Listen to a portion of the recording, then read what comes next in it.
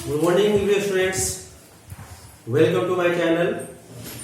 मैं आज डिटरमिनेंट्स का जो रेस्ट पार्ट बचा हुआ है उसको मैं कंटिन्यू करने जा रहा हूं, जिसमें मैं अभी क्रेमर्स रूल के बारे में पढ़ेंगे। Cramer's rule is basically use for solving the linear equations. System of linear equations को सोल्व करने के लिए हम लोग क्रेमर्स रूल को अप्लाई करते हैं। सबसे पहले अप्लाई करते हैं, यहां पर ध्यान दीजिए क्या करेंगे। तो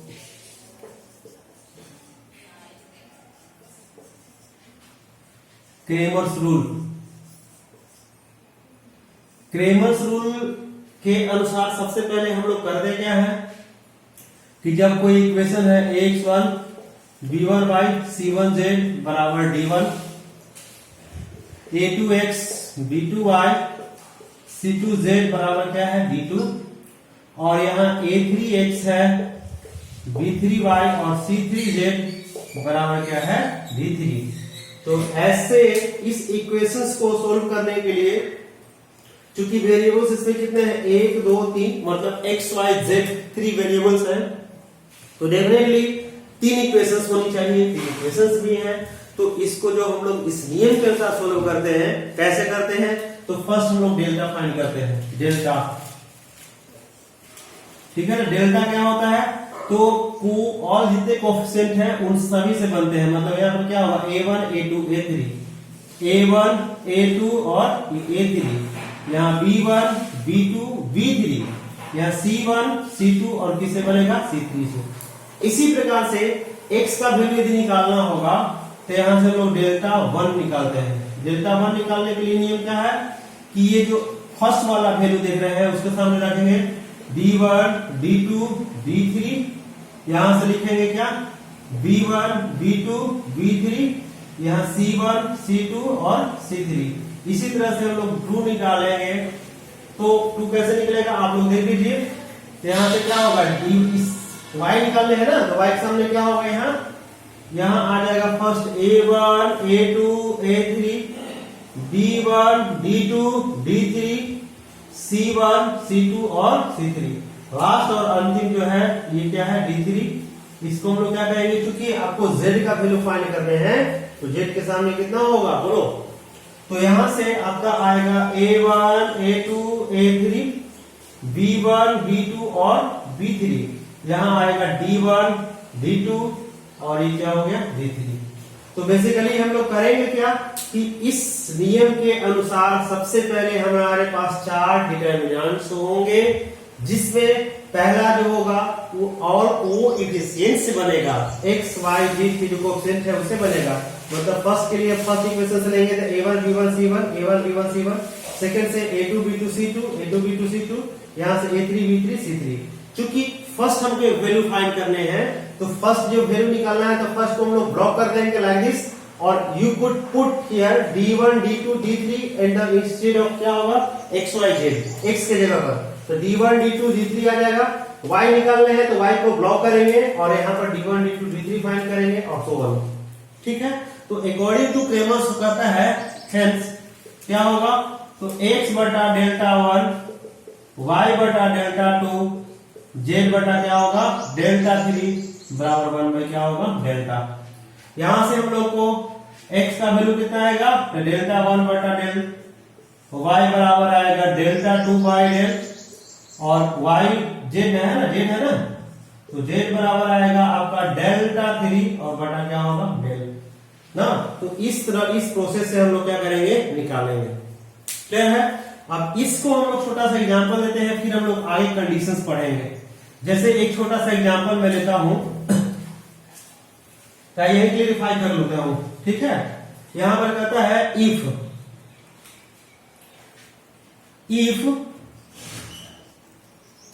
डेल्टा बराबर केस फर्स्ट, नोट में लोग पढ़ेंगे फर्स्ट, कहता है if first conditions, if delta बराबर 0 नहीं हो तो क्या होगा, सिस्टम्स ऑफ इक्वेशन हैव क्या होगा यूनिक सॉल्यूशन, ऐसा सॉल्यूशन होगा इसका यूनिक होगा। यूनिक को ही हम लोग दूसरे रूप में और बोलते हैं कंसिस्टेंट, कंसिस्टेंट रूट होगा, ठीक है ना। इसका क्या होगा, कंसिस्टेंट रूट होगा। क्लियर। इसका मतलब डेल्टा का वैल्यू यदि 0 के बराबर नहीं हो तो सिस्टम है यूनिक सॉल्यूशन। यहां पर क्या होगा, ये इसका यूनिक सॉल्यूशन होगा, इसी को बोलते हैं हम लोग कंसिस्टेंट रूट्स। दूसरा होता है केस नंबर 2 में, इफ डेल्टा बराबर 0 बट डेल्टा 1, या ऐसे कहिए ना, any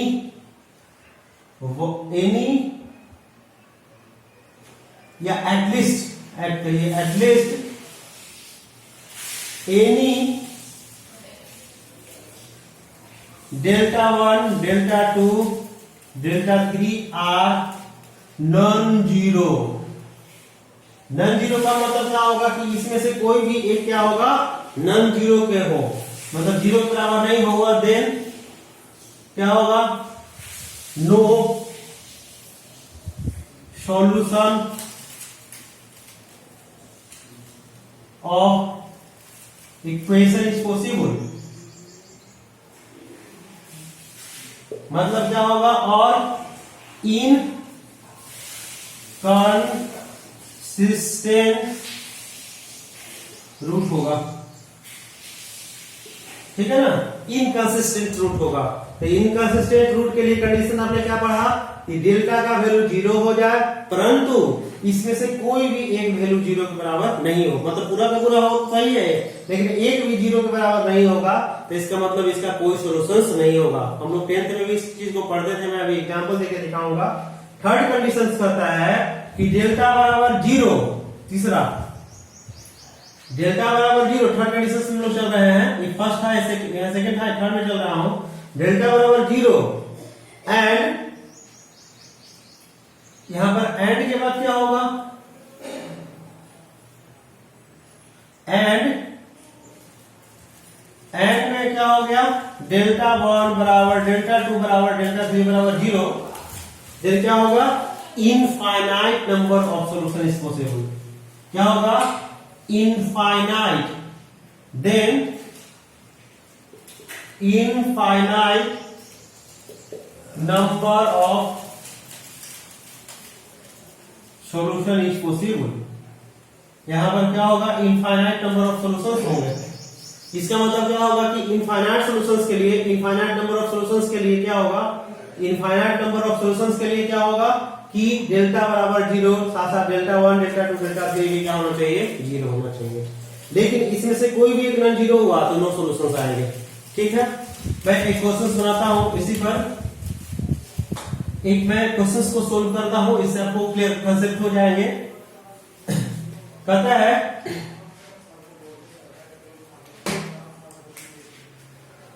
solve the equation by Cramer's law.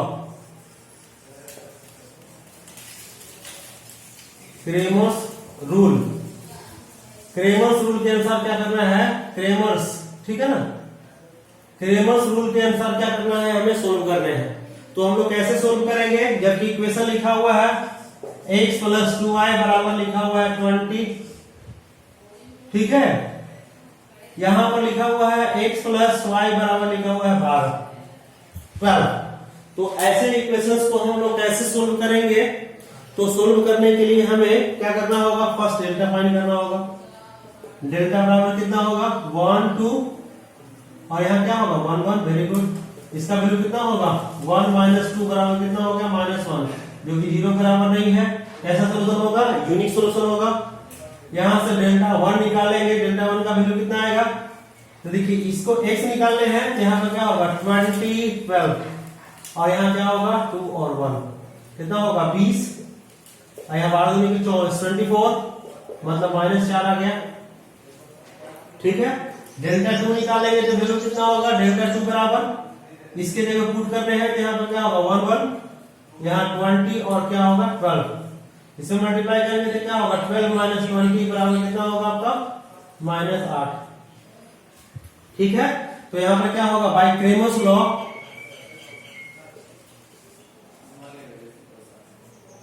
Cramer's rule के अनुसार क्या कहता है x बटा डेल्टा 1 y बटा डेल्टा 2 z बटा डेल्टा 3 और बराबर क्या होता है ऐसे कहीं ना ऐसे कहीं था ना नियम। यहाँ z नहीं है तो यहाँ पर क्या होगा ऐसे कहेंगे कि 1 बटा क्या होगा डेल हो जाएगा।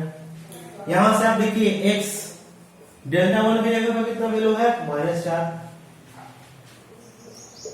y बटा डेल्टा 2 की जगह पर क्या है वैल्यू -8 और इसका वैल्यू कितना है 1 बटा क्या होगा -1। तो x बराबर क्या होगा 4 हो गया और y बराबर क्या होगा 8 हो गया।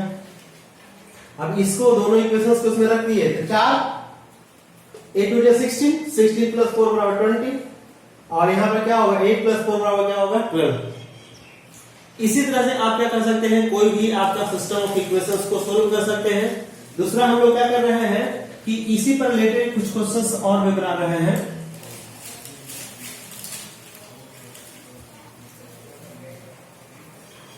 कहता है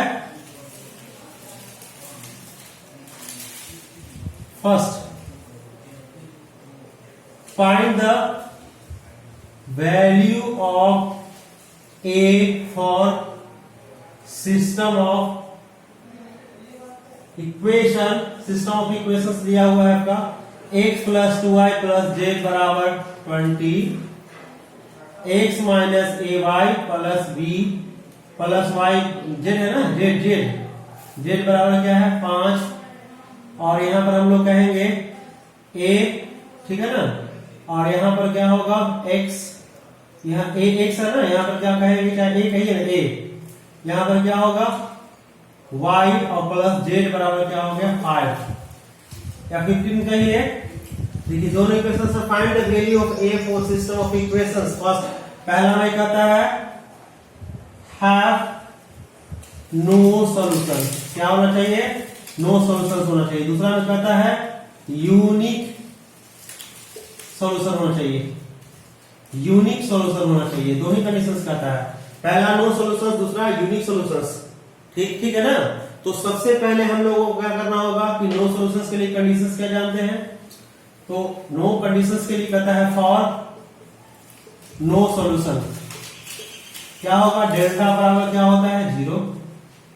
यहां से डेल्टा की जगह वैल्यू देखिए कितना वैल्यू है 1 2 यहां कितना है 2 यहां पर कितना है 1 माइनस a1 यहां पर क्या होगा -1 1 और 1 है। हम लोग क्या करेंगे कि इसका हमें a का वैल्यू फाइंड करना है बराबर 0। तो हम लोग क्या करेंगे कि सेकंड में से थर्ड को घटा लेंगे तो ये सबसे कर लेंगे 0 यहां भी 0 मिल जाएंगे इसी लोग एक्सपेंड कर देंगे तो क्या होगा यहां होगा 1 इसमें हो जाएगा 0 यहां 2 यहां होगा 1 माइनस में से घटाएंगे तो क्या होगा -1 -1 इसमें क्या होगा -1 1 में से 1 जाएगा तो 0 और दिस इज योर 1। अब यहां हम लोग क्या करेंगे कि इसके अलोंग एक्सपेंड कर देंगे ठीक है ना। तो वैल्यू क्या होगा 0 मैंने क्या किया है तो कॉलम 2 में से कॉलम 3 को सब्ट्रैक्ट किया।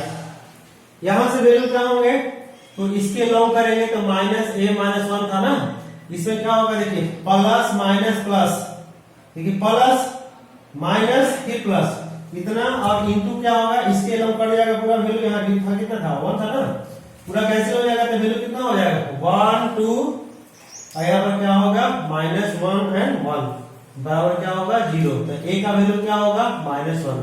तो a का वैल्यू -1 जब रहेगा तो ऐसे कंडीशंस में सिस्टम ऑफ इक्वेशंस का जो सॉल्यूशंस होंगे वो नो सॉल्यूशंस होंगे।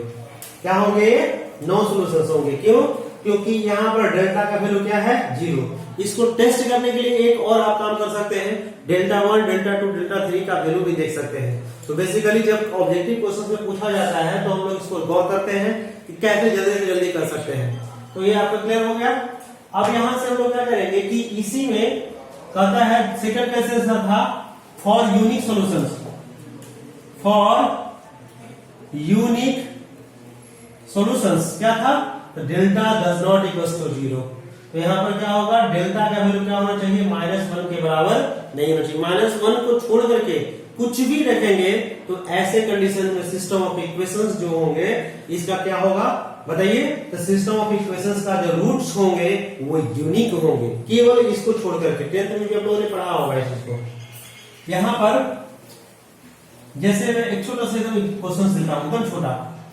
इसी में कहते हैं कि इसका ऐसे रहता, ठीक है, और बराबर 2 है, यहां पर आपका 5 है। तो कहता है find the value of A for which system have no equation no solutions. तो हम लोग क्या करेंगे, इसके लिए आप क्या करेंगे बोलो। तो हम लोग कुछ नहीं, इसके लिए बस एक लाइन का चाहिए। क्या चाहिए, तो यहां पर हम लोग क्या करेंगे कि जो भी दिया हुआ है इसमें वैल्यू आप लिख दीजिए 1 2 1 और -a। अच्छा, नो सॉल्यूशंस के कंडीशंस क्या होते हैं, तो इसका वैल्यू क्या होना चाहिए 0। मल्टीप्लाई कर लेंगे तो क्या होगा -a -2 बराबर 0, a बराबर क्या आ गया आपका 2 विथ नेगेटिव साइन। देखा ना, तो a का वैल्यू जो -2 आप रखेंगे तो इसका कोई सॉल्यूशंस नहीं होगा। क्यों, क्योंकि जब हम लोग सोल्व करेंगे तो इसमें क्या होगा कि इसका यूनिक सॉल्यूशंस पॉसिबल नहीं होगा। क्लियर हो गया। तो इसको हम लोग कहेंगे कि ऐसे कंडीशंस में इसका कोई सॉल्यूशंस नहीं होगा। क्यों, क्योंकि डेल्टा का वैल्यू a का वैल्यू जो हम लोग -2 पुट करेंगे तो यहाँ पर क्या होगा 1/1 और 2/2 मतलब 2 into 2 0 हो जाएगा, परंतु डेल्टा 1 का वैल्यू 0 के बराबर नहीं होगा। तो ऐसे कंडीशंस में इसका क्या होगा सॉल्यूशंस नहीं होंगे।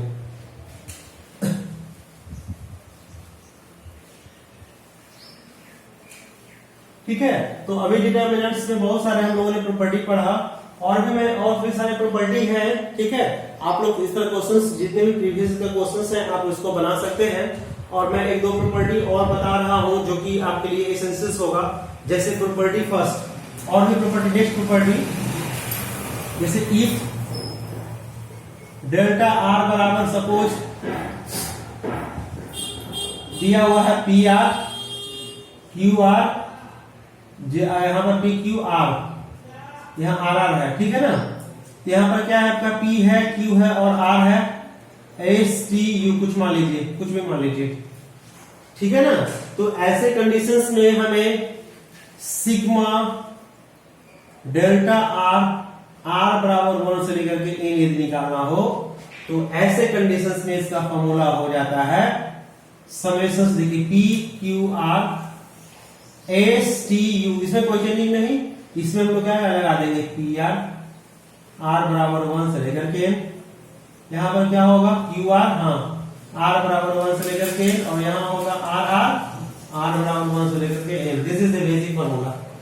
इसमें क्या होगा, ये बेसिक फॉर्मूला होगा कब, जब ये समेशन से फाइंड करना होगा तब। यही चीजें एक जगह और अप्लाई होते हैं कब, जब मल्टीप्लिकेशन के टर्म में हो तब, जिसको हम लोग पाई से रिप्रेजेंट करते हैं। एग्जांपल, एक एग्जांपल लेता हूं, कहता है इफ डेल्टा आर बराबर आर है, ठीक है, आर स्क्वायर है और 1 है, क्या है यहाँ 1 है। यहां पर आपका लिखा हुआ है n into N plus 1/2, n into N plus 1 into 2n plus 1/6, और यहां आपका लिखा हुआ है n, यहां लिखा हुआ है 5 6 और 7। तो कहता है कि find sigma delta R R बराबर 1 to n फाइंड करने हैं। तो इसको हमको फाइंड करना है, तो बताइए कि इस नियमानुसार किसी रो में या किसी कॉलम में हम लोग क्या कर सकते हैं, समेशन लगा सकते हैं। लाइकवाइज क्या होगा इंटीग्रेशंस की तरफ। तो जब हम लोग लगाएंगे तो यहां से क्या होगा सिग्मा आर बराबर 1 से लेकर के n, क्या होगा डेल्टा आर, इसमें हम लोग जब लगाएंगे तो क्या होगा सिग्मा आर स्क्वायर सिग्मा 1, यहाँ r बराबर 1 से लेकर के r बराबर 1 to n, r equal to 1 तो क्या होगा n। इसको हमें क्या करने हैं, यहाँ लिखा है 5 6 7, यहाँ लिखा है n इंटू एन प्लस 1/2, यहाँ क्या होगा n into N plus 1/2n plus 1 क्या होगा 6, और यहाँ क्या होगा n। अब आप लोग थोड़ा सा गौर करने वाली बात यहाँ ये है, आप लोग सिग्मा आर का फॉर्मूला पढ़े हैं, सिग्मा आर का मतलब क्या होता है, मीनिंग क्या होता है। तो आप लोगों ने फॉर्मूला पढ़ा होगा, देखिए मैं सिग्मा आर का फॉर्मूला बता रहा हूं। सिग्मा आर जो कि वेरी इंपॉर्टेंट है, सीक्वेंस ऑफ सीरीज में आपने पढ़ा होगा आर, इसका मतलब होता है 1 + 2 + 3 और सो ऑन, बढ़ते बढ़ते कहां तक जाएगा n, इसका फॉर्मूला होता है n × n + 1/2। ऐसे ही सिग्मा आपका होता है r² r 1 to n, मतलब हो गया 1² 2² + 3² एक से लेकर कहां तक जोड़ेंगे n² का फॉर्मूला होता है n × n + 1 × 2n + 1 क्या होगा 6। ठीक है, ऐसे ही सिग्मा कांस्टेंट है r 1 to n, कांस्टेंट का मतलब हो गया c। अब हम लोग क्या करेंगे कि r 1 रखेंगे तो c आएगा, फिर आएगा c, फिर आएगा c, ये कितने टाइम्स आएगा तो n टाइम्स, तो n टाइम्स आएगा तो इसको क्या कहेंगे c × n कहेंगे। तो इसी प्रकार से यहां पर देखिए एक कितना बार आया n बार, तो इसका अगला स्टेप होगा n, इसका नेक्स्ट स्टेप जो है ये आपका n आ गया, इसको ऐड करेंगे तो आएगा n × n + 1 × 2n + 1 divided by 6, n × n + 1 और बाई क्या होगा 2। यहां से देखिए 5 6 7, यहां होगा n × n + 1/2, n × n + 1 × 2n + 1 by क्या होगा 6, और यहां क्या होगा n। अब आप देखिए ये वाला ये रो जो है वो और ये रो दोनों क्या है सेम है, देखिए दोनों आइडेंटिकल है। तो किसी भी डिटरमिनेंट्स के कोई रो या कॉलम यदि आइडेंटिकल होगा, 2 रो या 2 कॉलम आइडेंटिकल होगा, तो ऐसे सिचुएशंस में इसके वैल्यू क्या होते हैं 0 होते हैं। तो यहां इसका वैल्यू क्या हो जाएगा डायरेक्ट 0, बाय बिकॉज रो 1 = क्या होगा रो 3। ठीक है, तो आप अभी मैं क्लास को स्टॉप कर रहा हूं और आप लोग इसमें जितने भी प्रीवियस ईयर के क्वेश्चंस हैं वो और जितने भी कॉम्पिटिटिव एग्जामिनेशंस में आने वाले क्वेश्चंस हैं वो उन सभी को आप आराम से सोल्व कर सकते हैं। ठीक है, आप सोल्व कीजिए, किसी टाइप का डाउट होगा तो आप कमेंट्स कीजिए और एक दूसरे को भी आप लोग शेयर कीजिए और ज्यादा से ज्यादा सब्सक्राइब कीजिए कि जिससे आपको ये इंफॉर्मेशन मिलते रहे। ठीक है, थैंक यू।